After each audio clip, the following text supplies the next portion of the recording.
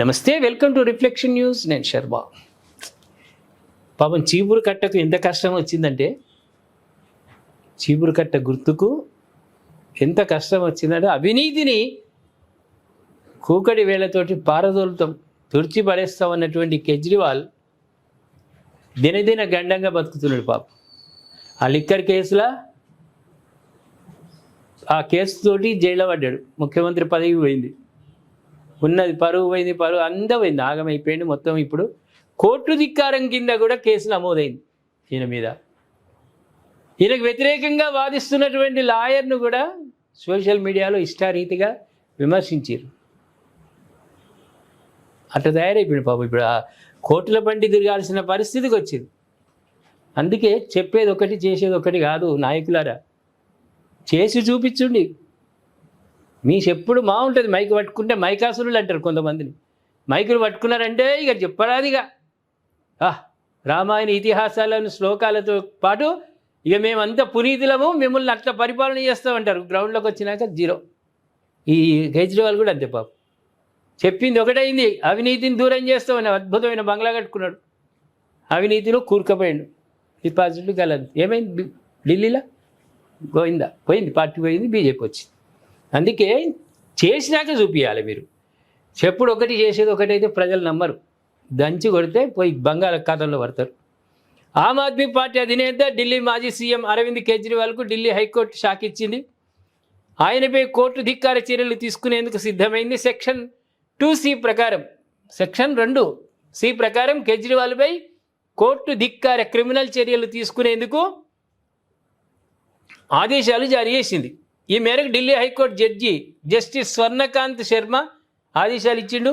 కేజ్రీవాల్తో పాటు Aam Aadmi party senior నేతలు మనీష్ సిసోడియా, దుర్గేష్ పాఠక్, సౌరభ్ భరద్వాజ్, సంజయ్ సింగ్లపై కూడా చర్యలకు ఆదేశించింది. ఇట్లుంటుంది ఇక వీళ్ళది. ఈ చర్యలు లిక్కర్ కేసుకు సంబంధించినవి. ఈ కేసు విచారణకు సంబంధించిన వీడియోను ఆమ్ ఆద్మీ పార్టీ నేతలు సోషల్ మీడియాలో షేర్ చేశారు. అలాగే ఈ కేసును విచారించిన జస్టిస్ స్వర్ణకాంత్ శర్మపై పలు ఆరోపణలు చేశారు. ఇక జస్టిస్ మీదే చేసిరట. వీళ్ళది ఏం దాకా పోయింది చూడు, చీపురు కట్ట ఎట్లా పనిచేస్తున్నా చూడు. జస్టిస్ మీదనే సోషల్ మీడియాలో విమర్శలు చేసిర్రంటే ఏం దాకా పోయారు. ఆమె ముందు తాము విచారణకు హాజరు కామని తేల్చి చెప్పారు. జస్టిస్ స్వర్ణకాంత్ శర్మపై ఆరోపణలు చేసిరు, ఆమె ముందు హాజరు కాము. ఎవరైతే ఏంది ఒక జస్టిస్ స్థానంలో ఉన్నప్పుడు పోవాలి, ఆమె ముందు నిలబడాలి, మీ వాదనలు లేదో వినిపించుకోవాలి, పోమంటే కలుస్తారు. దీంతో కేజ్రీవాల్ సహా వీడియోలు షేర్ చేసిన వారిపై క్రిమినల్ చర్యలకు కోర్టు సిద్ధమైంది.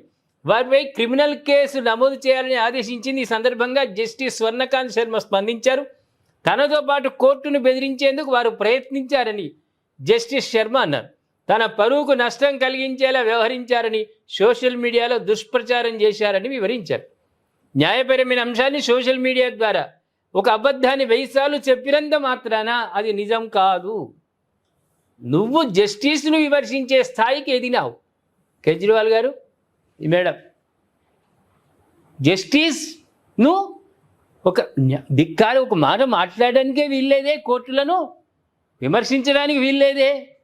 అదొక సమున్నతమైనటువంటి స్వతంత్ర ప్రతిపత్తి గల వ్యవస్థ, న్యాయ వ్యవస్థ.